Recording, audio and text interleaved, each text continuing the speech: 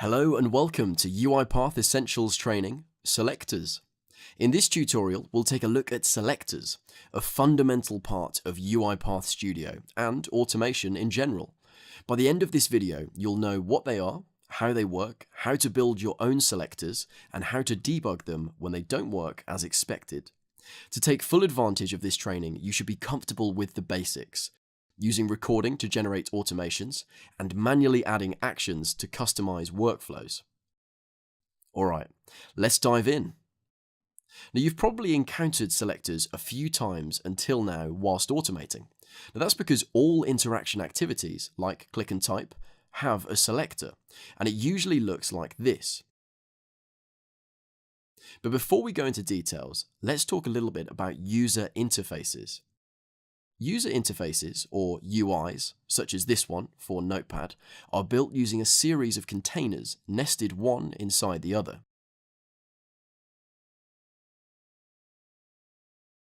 HTML web pages work in a very similar way.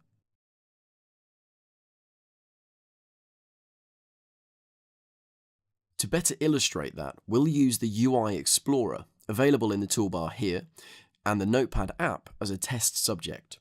We'll press this button to indicate the element that we want to analyze, and click in the editable area. In UI Explorer, this is the specific selector for the element we just clicked, and on the left, the complete UI tree with all the nested elements, similar to a folders tree. We'll enable highlighting to see the yellow rectangle that indicates the selected elements in real time. Notice that in order to locate the editable field in the Notepad interface, we start from the largest container, the desktop, and go through each subsequent element, the whole Notepad application, the container that holds a variety of elements such as scroll bars, menus, etc., and inside of it, our editable text field. So each folder, if you will, is an element that can contain other child elements. UI hierarchies can go much deeper than the 3 levels that we have here when the application interfaces become more complex.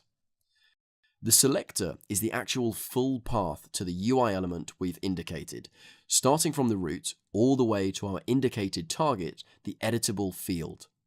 To get a better idea, let's see a different app, like this default calendar on Windows 10. In UI Explorer, let's click the Indicate button and then click, let's say, a date. By the way, if individual elements are not recognized, try changing the current UI framework from the settings icon and indicate again.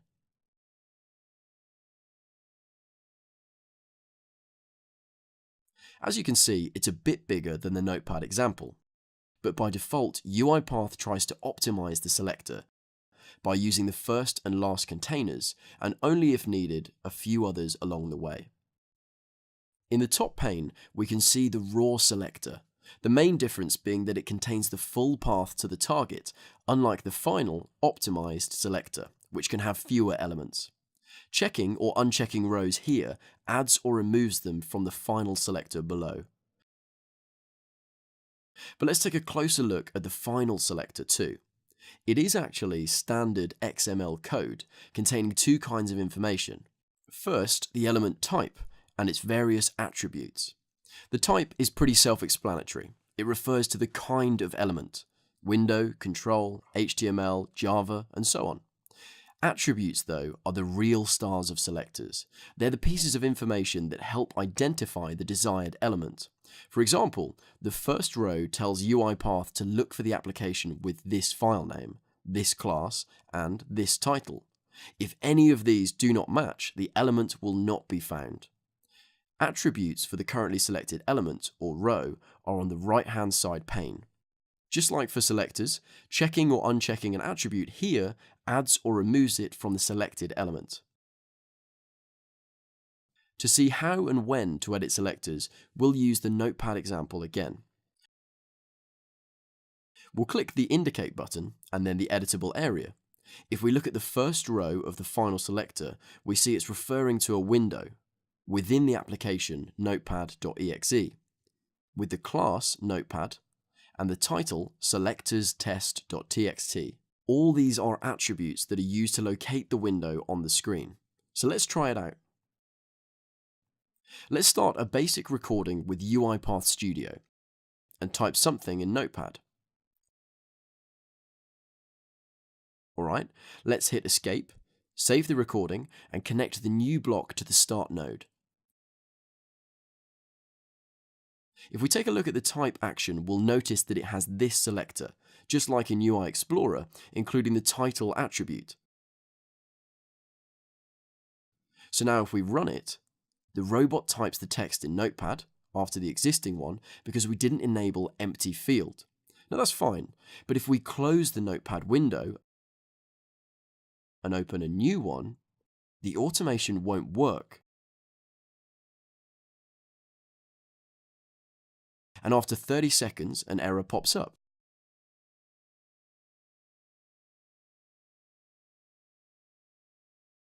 Since this type of problem is almost always selector related, let's take a closer look.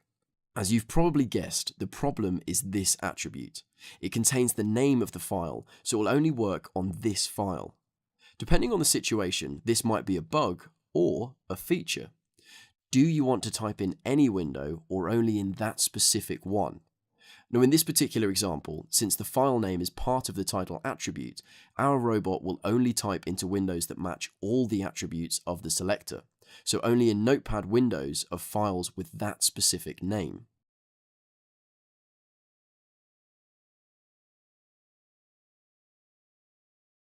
If you want to have a more generic selector, one that would enable the robot to type into any Notepad window, we have to remove the title attribute from the selector. If multiple windows match the existing selector, the robot will type into the first one it encounters, so whichever is on top of the others. Now at their core, selectors are just a list of UI elements and their attributes, and UiPath matches them to the existing elements on the screen. If we have two Notepad windows on the screen and we want to type different things into each of them,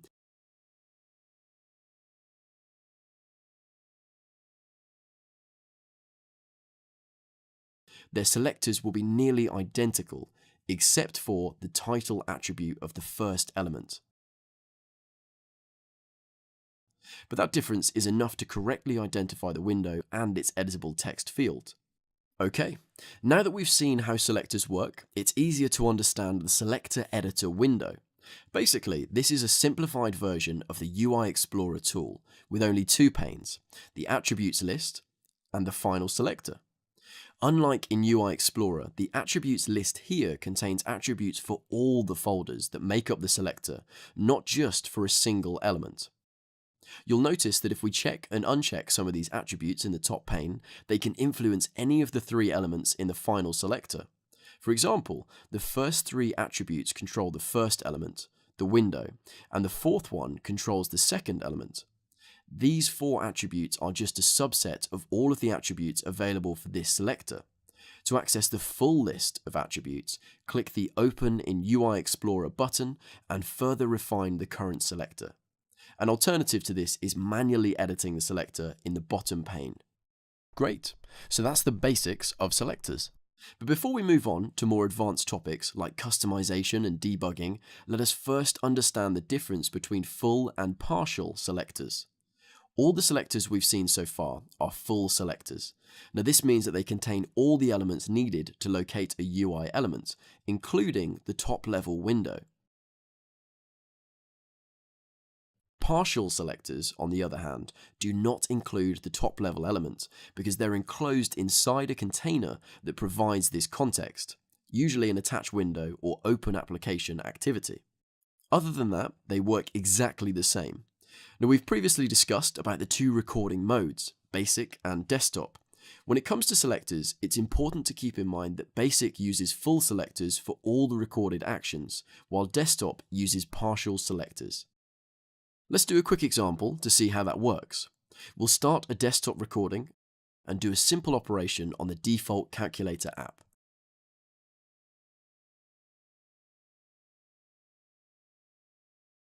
We'll exit the recording and connect it to the start node.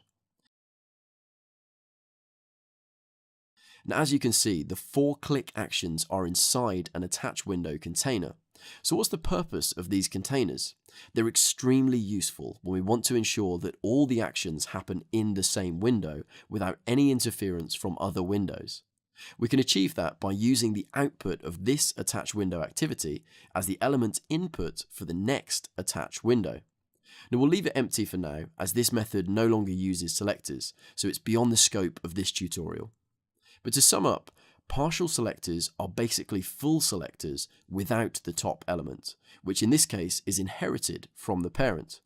They're better suited for situations where interference from other applications and windows is likely to happen.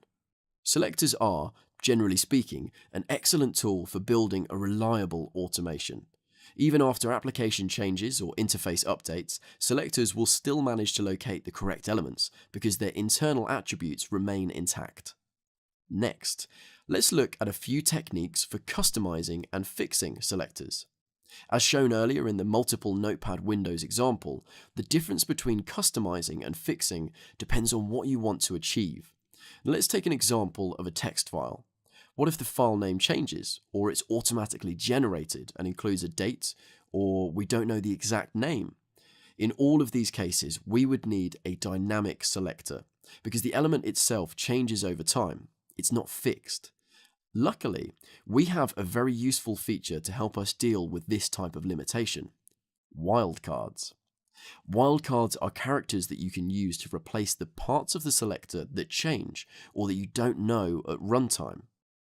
Now, you might already be familiar with wildcards from their use in Windows file search, Google, or other similar engines. The UiPath uses two wildcards: the asterisk to represent any number of characters, and the question mark to represent a single character. Let's assume that the name of this text file changes every day to reflect the current date. Now, this means that a basic recording that generates a static selector will not work tomorrow. The solution for that is to simply replace the dynamic part of the selector with an asterisk. Now, the type activity will match any notepad window with the title status update followed by the date, or followed by any text to be exact. Let's look at another example. We'll do a web automation, since that's where dynamic selectors are encountered most of the time. Starting from the Amazon homepage, we want to check the price for a requested book. Let's say Permutation City by Greg Egan, and get its price from here. Easy enough. If we do a basic recording of these actions,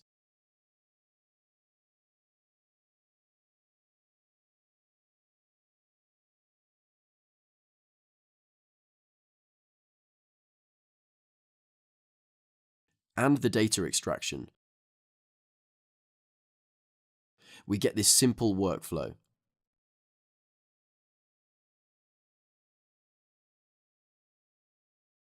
The problem is that if we run it, after the 30-second timeout, it'll fail. It cannot find the elements, most likely due to a selector issue. Let's have a look. On closer inspection, you can see that the title attribute contains the book name, in this case, Permutation City. So the robot is trying to find a window with this title, but it fails because the title changes dynamically depending on the search criteria. We could remove the attribute entirely, just like before, but a better option is to replace this dynamic part of the selector with an asterisk. Now this tells UiPath that there is some unknown text there after Amazon.com. Of course, we need to do the same for the getText action.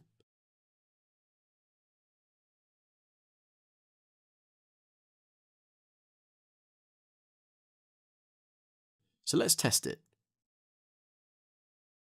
Great, it's working. Now it's very important to understand how wildcards work because they're used extensively with selectors. And this brings us to another tool that can greatly simplify working with dynamic selectors. Let's go back to the previous Amazon example. We reverted the workflow here to its original recorded version without the wildcards we added later. Notice the book's name in the selector. Also, the browser is on a different search page, so the workflow would fail if we'd run it right now. In order to fix this, we'll go to the selector editor for the type action and click the Attach to Live Element button in the top right corner. Then we'll simply indicate again the element that the robot is trying to identify but failing to. In our example, the search text field. UiPath will compare the initial selector with this one, and will try to build a selector that works for both situations by replacing the non-identical parts with an asterisk. It's pretty handy, wouldn't you say? Alright, finally, let's take a look at how to use one last and special attribute, the index. Its main use is to tell UiPath to pick the first, second, or nth element in a container. Let's see a quick example. In the Notepad app, we want to click on the fourth element in the font list. We'll start by adding a click action and indicating the Calibri font. If we look at the selector in UI Explorer, we can see that the font name is used as an attribute, so the robot will click on it regardless of whether it's the fourth or not. Now generally that's a good thing, but if we want to always click on the fourth font, irrespective of its name, we must remove this Calibri attribute. But watch what happens when we remove it. UI Explorer automatically adds an IDX or index attribute to the element. Let's try it out.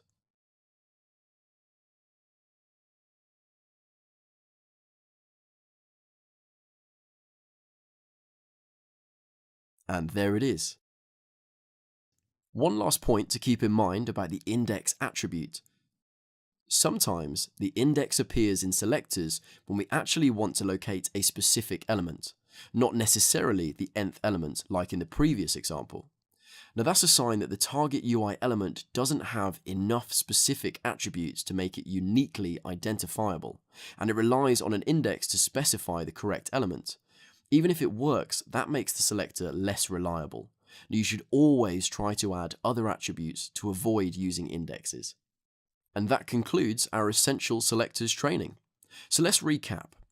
We started with the basics of UIs. All user interfaces are built using elements in containers, usually within other containers, kind of like a Russian nesting doll. UiPath uses various attributes of these containers and elements to find the full path to the correct element. Now, since these attributes are sometimes dynamic, we can use wildcards to ignore the dynamic parts, or the very handy attach to live element that automatically does that for us. We also saw how to pick the nth element in a list using the index attribute, and how that is sometimes a sign that the selector might not be very stable. And all that can be applied to full as well as partial selectors in activities like attach window or open application. Make sure to check out the advanced selectors video for a more in-depth look at special activities for locating elements like find image, find element, get attributes and others. And we'll see you soon.